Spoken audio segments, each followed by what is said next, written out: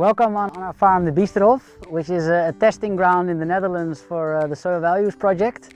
My name is Howard Koster. I'm one of the 4 farmers on the 25 hectares here. And what makes the farm also unique is the fact that it's owned by Land van Ons, which is a grassroots organization in the Netherlands that uses membership money to buy agricultural land and lease it under the market price to farmers in order for them to increase biodiversity in the rural landscape. We consider ourselves a regenerative organic farm. Today the visit of SoilValue here really provided us a great opportunity to connect on this subject, because for us everything starts with the soil and with soil health. The soil itself for us has its productive capacity, but taking care of our soil also costs. It costs energy, it costs labor, it costs sometimes even the high productivity that we see from conventional systems. But often those costs are not valued. Only the thing that is valued is yield in kilograms of revenue. And to work together at a European level on looking at how we can value all these other services that our soil and our farming ecosystem provides, and to explain how we like to do that on our farm, that was an amazing opportunity. For us, in our context, it starts with land ownership.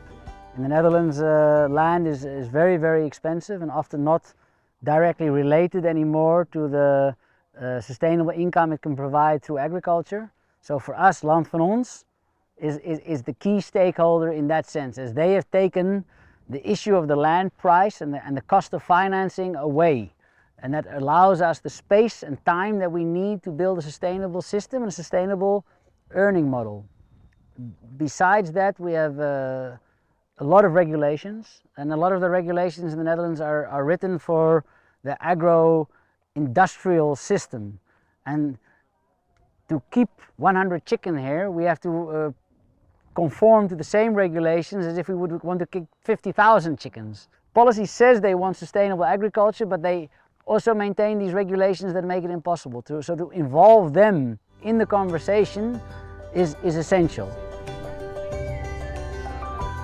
There's a lot of demand from science and from other stakeholders to come here and see what we're doing and ask questions and take away something.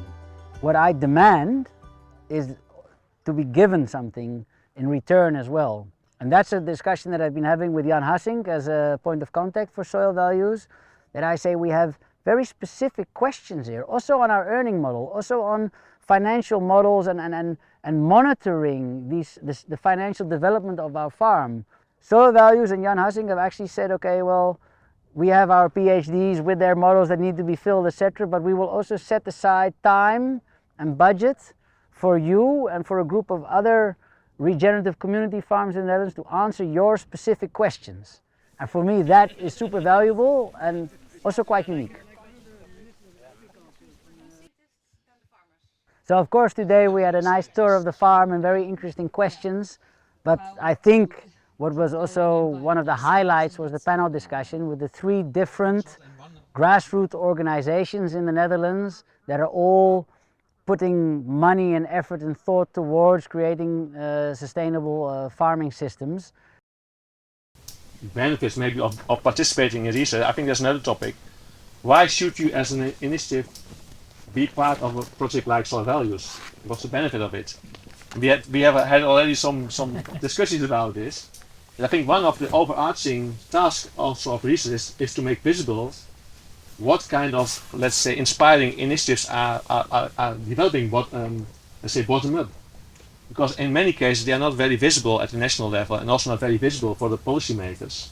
But also show what the kind of challenges they are facing and what kind of, let's say, more institutional things have to change to make these type of initiatives more possible and to let them also, so that we can also expand and develop themselves in a good way.